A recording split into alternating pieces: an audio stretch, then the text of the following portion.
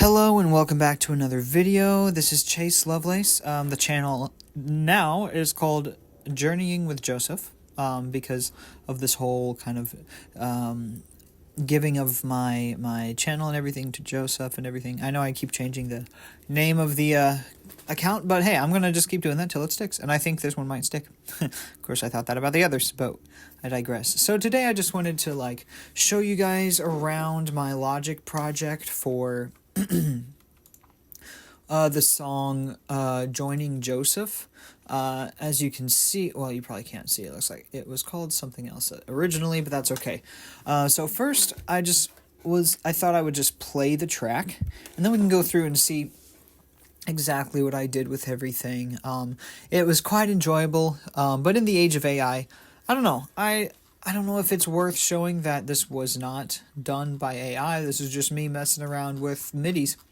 And then I also sometimes wonder if it's even worth continuing to hone these skills. It's enjoyable, but if I can just punch one sentence into an AI and it spits me out something like this, then, what's the point of anything anymore? So, I like AI in other aspects. So anyway, let me just play it. Here we go.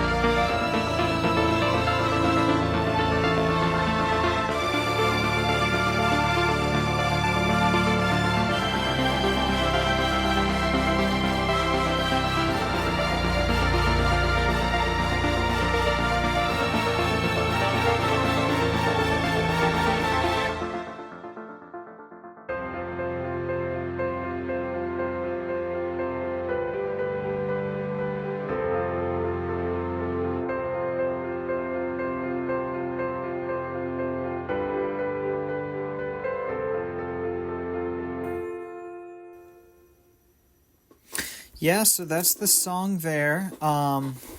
When I started this project, I really just wanted to see if I could do the movie score sound, and was just trying a bunch of different elements. Like the beginning here was inspired by, what was it, a few movies, like The Commuter is this Liam Neeson movie. It kind of flew under the radar. But the score to it is excellent. At least the main theme. And then also the Downton Abbey theme is very strings heavy. That inspired me. And then I went into this brassy sound because it sounded really big and I love it. And then I added this arpeggiator's gorgeous because I'm a huge fan of Tron and Daft Punk. So yeah, just listen to that. It's so good. And then I added some whoops. Well, I'm trying to find the arpeggiator. There it is. That's what makes it go from muffled right there to full-blown sound right here. So yeah, that's just so much fun. I freaking love it.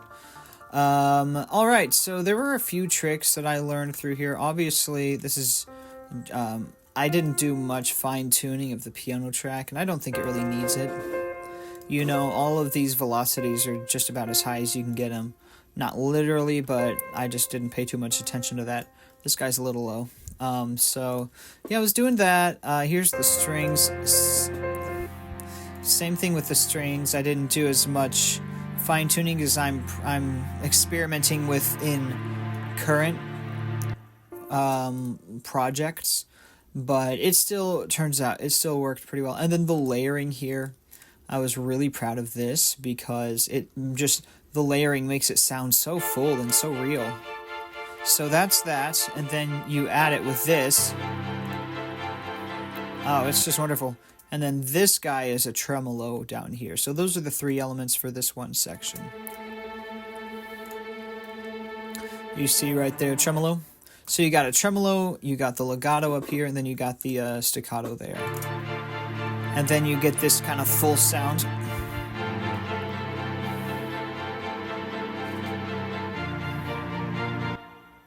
Oh man, that just gets me going. I'm so happy. I love that. And then the piano here takes care of the bass. And one thing when you're working in a completely digital space like this is a principle that I actually learned at college for music, which is to not write, because this was in the context of sheet music, you can get pretty like abstract when you're writing sheet music for an instrument that you don't intimately know. So one pitfall of that is writing music that human hands don't have the ability to play. So I try to keep it all together here, make it simpler, don't do like what am I looking for? Don't do stretches of notes that are over an octave, because human hands can't really go over an octave. Like if I did this, you know, that would not be good. It sounds good, right? But you got to follow what the hands can do. So here's that piano part for the beginning climactic moment with those strings.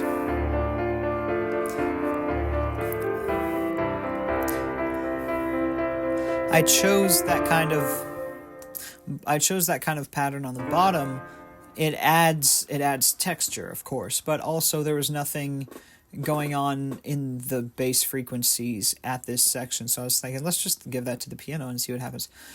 So of course the full effect ended up being this. And then these guys are percussion. Like this is the magical sound. I don't know what you call it. Wind chimes, of course. That's what you would call it. So I've never been... I love percussion, but having a beat at all times is not my vibe. So that's why I've just lightly touched everything with it. And then I forget what this one is. Oh yeah, that added just enough, like a little bit of color for this last section. You don't even notice it in the mix because it's so, like, it's pretty far down. But it adds some good texture there. So that's this section.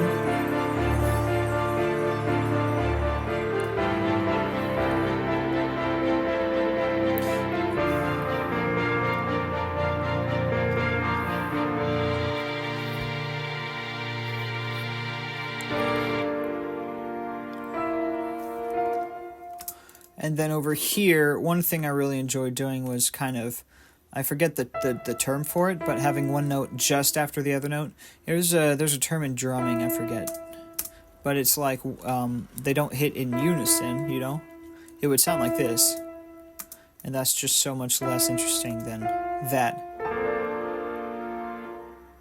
So just like spreading it all out like that works really well. Now this chord, I'm trying to see what I did here. Oh, there's a double. So I will say, you see this kind of double chord thing going on, or double note. My MIDI controller is kind of old and it causes some ghost notes sometimes. So here's what this sounds like in a vacuum. Yeah.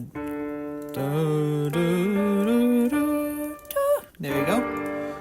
If you want to think about it, this is like the left hand, pretty simple, and then just an octave on the right. So yeah, good stuff.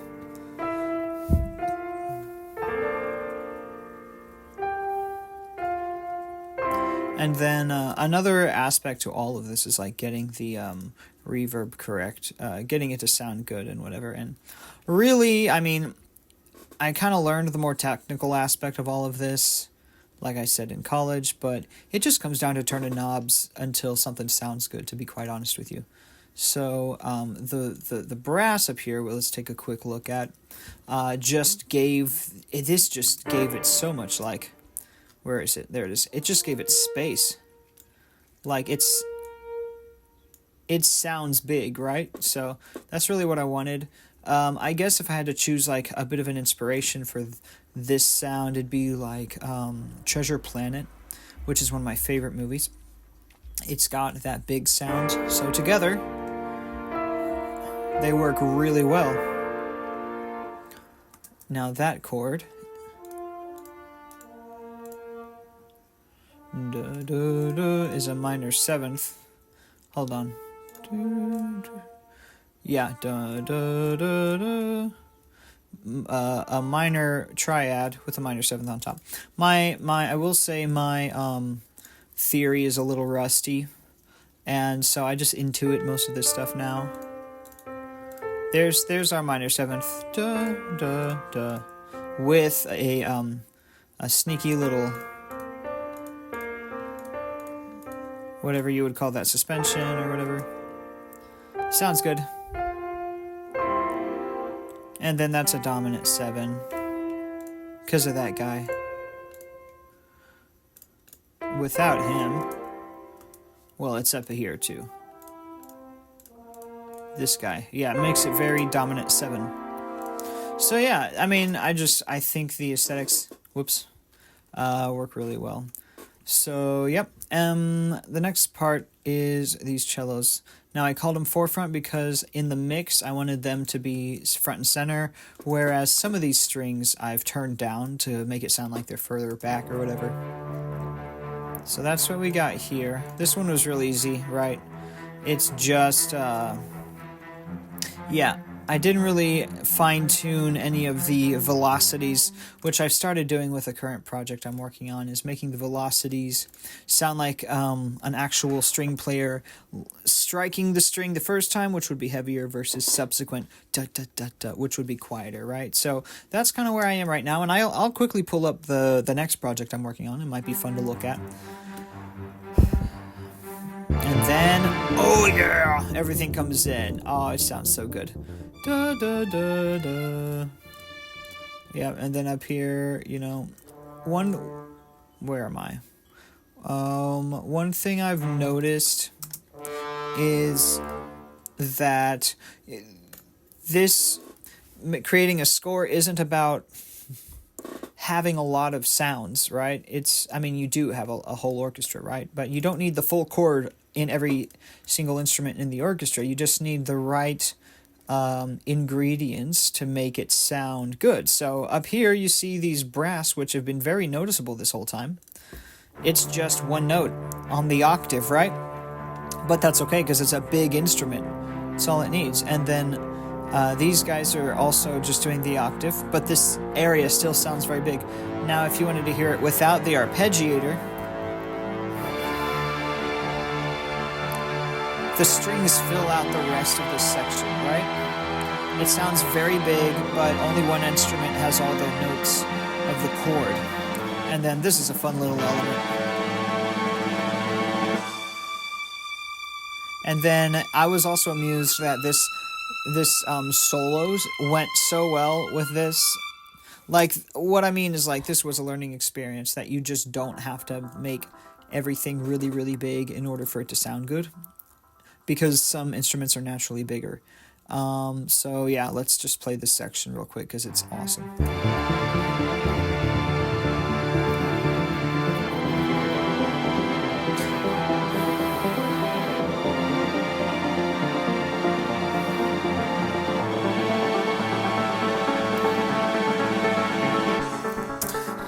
So the thing about the arpeggiator is, as you can see, all I have to do is hold down the MIDI, and it does the sequence for me. If you're not familiar with arpeggiators, so you can program the sequence. It gets really granular. I don't actually know how to change the rhythmic pattern, because I haven't.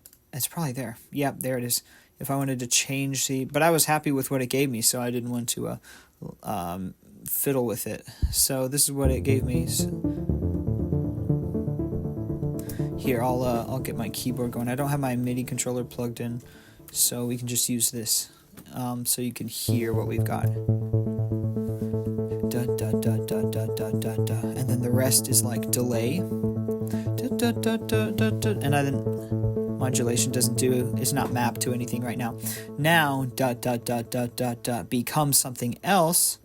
Let's go up one. That's pitch bend. Where's octave? Oh, there we go. Sorry. Okay, so da, da, da, da, da, da. So if I hold down 2, it's like doing da da da da da da, something like that. And then if I press 1 before I press the other, it gives me another pattern. And then it'll even make like something terrible sound good. Ready? See? It just works its way up. So yeah, I just love arpeggiators. They're so cool.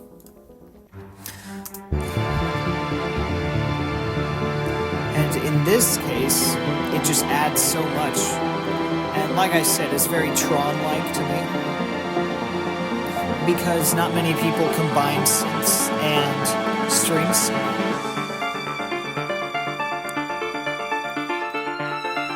Like, come on.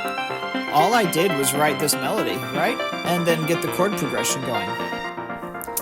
The chord progression just felt, just was a feelings thing. Like I said, I intuit most of the chords kind of stuff now because I'm a little rusty on my theory. So that's da da da da da. It's just a minor chord there, with the cool rhythmic thing. And then that's a suspension. There you go, 5/4, I think. I don't even know. And then that's just another minor chord. That would be the 1, I think. Yeah, that's so this chord and this chord are the same in a different inversion.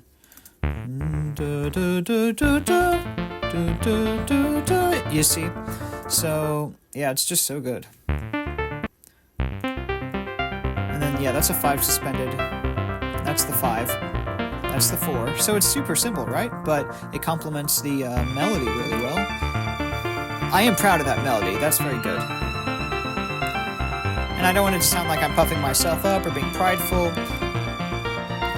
If you know artists, then you know that we often view ourselves as channels of, cosmic energies. Like, yeah, I came up with that melody, but sometimes it feels like you're channeling something. It doesn't feel like you're like, oh, I wrote this. So, oh man, anyway. It's just the inspiration of the synthesizer. I like it. So, I just wanted to get everything out of the way for the intro to this melody before everything else came back in. Now, one thing I'm very proud of is the layering of these instruments. So I'll just let you hear it. Along with the melody, so we know where we are. No, I didn't want to go that far back. And this was directly inspired by Danny Elfman Batman theme from 1989. Just the use of flutes as in this textural context, because I don't necessarily like flutes that much being front and center in the melody, or oboes or clarinets. Like, I don't know how to use those yet. and most of the people I listen to don't. I listen to a lot of Henry Jackman, Hans Zimmer. You get a lot of it in John Williams for sure, but his stuff is really just on another level. I'm not sure I'd be able to compete with it, really. So anyway, I mean, I'm not trying to compete with anyone, but you know what I mean. I'm not at that level, because he goes into a lot of dissonance and very 20th century kind of sounding stuff. Anyway, now it sounds goofy by itself, right? But it's an excellent texture in context. Even if I got rid of the arpeggiator, it adds that motion to the size. Like, it's big, but it's still moving along. And I think the flutes and oboes work perfectly there. You see? And then I added the French horns to that staccato sound. And together... Oh, there's a big crash outside my window. I hope that was nothing big. Oh, I think that's the trash truck or something. Okay. And then together...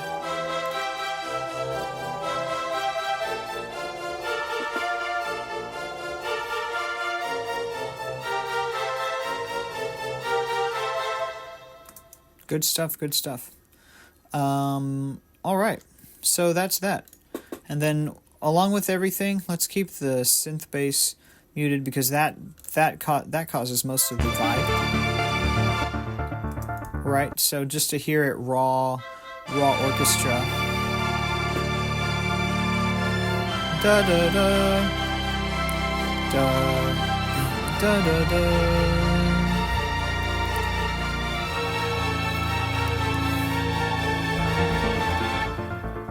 So I wasn't initially doing this to upload this song. I was just playing around, like I said, and I was super happy with what was going on. But one thing I felt inadequate about was that the melody, like the main piano line, is just not used throughout the rest of it. Like, this sounds like a cohesive whole for the most part, mostly because I tacked this on at the end. But I felt like I either had the option of spending a lot more time making more song before bringing it back to here, or just end here, which I do feel is natural, sounds good, and then just tacking this on at the end. But I definitely feel like I could have done more, but I did also feel like Joseph inspired me to upload it, so I was like, you know what, let's just put a cap on it. This is the cap. Let's just put this cap on it and call it a day and upload it and see what happens. And it's my most viewed video, so thank you, St. Joseph. So I definitely want to keep doing this kind of stuff. It's a ton of fun. Let me see what time we're at. Okay, that'll do it for this video. Thank you so much for tuning in. I'll do another one of these for Cruzado, which is also up on my channel, and then maybe I will even give you guys a sneak peek of my my upcoming song. All right, so thank you so much for watching again, and God bless you all.